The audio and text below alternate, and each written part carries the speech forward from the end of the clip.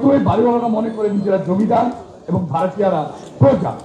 এই এই জিনিসটাকে ফিরে আসতে হবে। এই বাড়িওয়ালারা এই ভাড়াটিয়াদের থেকে নিয়ে টাকা নিয়েই তার সংসার, তার ছেলে মেয়ে, তার ভূমভান, তার পোস্টপাস এভরিথিং তারা করে। আরেকটা ইম্পর্টেন্ট জিনিস হচ্ছে মেস ভাড়া দিতে চায় না। এই মহিলা বা পুরুষ এই মেস ওনারা কোথায় যাবে?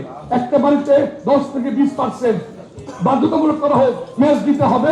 এটা আমার পক্ষ থেকে, সব মেসওয়ালাদের পক্ষ থেকে আমার এই দাবি। আমার বাড়িওয়ালারা ভাড়াটিয়াদেরকে আমাদের যে তাদের অধিকার ন্যায্যতা সেটা পাচ্ছে কিনা আমলে আনতে হবে। আমি 20 বছর একটা বাড়িতে ভাড়া থাকি, আমি জানি, এবং পাশাপাশি আমার পক্ষে আমি বাড়িওয়ালাও, কিন্তু ভাড়া 20টা বছর যখন ভাড়া থাকি আমি জানি যে বাড়িওয়ালার এবং ভাড়াটিয়াদের সম্পর্ক এবং আশেপাশের অন্য ভাড়াটিয়াদের জানছি। প্রথমে বাড়িওয়ালারা মনে করে নিজেরা জমিদার এবং ভাড়াটিয়ারা প্রজা। এই এই জিনিসটাকে ফিরে আসতে হবে। তাহলে একটা ন্যায্যতার অধিকার প্রতিষ্ঠিত হবে। আমলে আনতে হবে যে উনি আমার ভাই, আমার বন্ধু। কারণ এই বাড়িওয়ালারা এই ভাড়াটিয়াদের থেকে নিয়ে টাকা নিয়েই তার সংসার, তার ছেলে মেয়ে, তার ভূমভান, তার পোস্টপাস এভরিথিং তারা করে। কিন্তু ওই মানুষটাকে তারা মানুষের মনে করে না, মনে করে আরে এটা যখন তুমি বের করে দিব। এই জিনিসটা চেঞ্জিং আনবেন, অনেক সমস্যার সমাধান হয়েছিল। RICL TMX, যুগের পর যুগ স্থাপনা থাকে মজবুত। এছাড়া একটা আইন আছে 1991 সালে, গুরুত্বপূর্ণ কিছু আইনের আলোকপাত করেছেন আমাদের জিয়াউর রহমান সাহেব। সেখানে সবচেয়ে গুরুত্বপূর্ণ যেটা বলেছেন ধারা 15তে, তারা বন্ধ করেছে যে বাড়ির বাজার মূল্যের বার্ষিক 15% সমান মানসম্মত ভাড়া নির্ধারণ করবেন। বাড়ির বাজার মূল্যের বার্ষিক 15%। আমার বাড়িটা 28 নম্বর ওয়ার্ডের পশ্চিমবঙ্গের এলাকায় একটা বাড়ি আছে, যেই বাড়িটার বাজার মূল্য এখন বর্তমানে একরকম। নতুন একটা বাড়ি হচ্ছে আমার এলাকা থেকে একটু ভিতরে, কিন্তু দেখা যায় যে এই পুরান বাড়িটা ভাড়া কিন্তু এখনো বেশি, তার পুরান আমলে তৈরি হয়েছে। নতুন বাড়িটা একটু ভিতরে, রাস্তাঘাটে একটু আনডেভেলপ, দেখা যায় সেটা কিন্তু ভাড়া কম। এই 15% এটা আসলে কেন নির্ধারণ করছে আমি জানি না, একটু নজর দিবেন।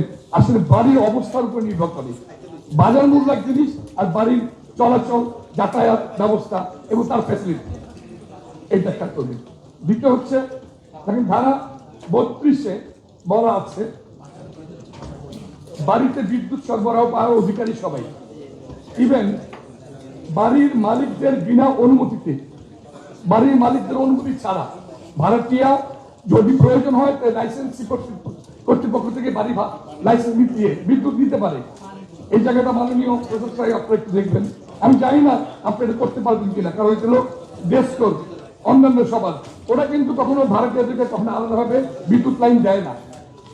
আমি নিজে ভুক্তভোগী 20 বছর পরে, সেদিন আমি যখন এসি লাগাতে গেলাম, ওই যে আমাকে 2 কিলোওয়াট দেওয়া হয়েছিল, এখন গিয়ে দেখি যে উনি বাড়িওয়ালা সাহেব আগেই সমস্ত কিলোওয়াট নিয়ে নিয়েছেন, এখন অতিরিক্ত আমার এসি লাগাতে গেলে 2 কিলোওয়াট লাগবে, আমাকে অনুমতি দিচ্ছেন না।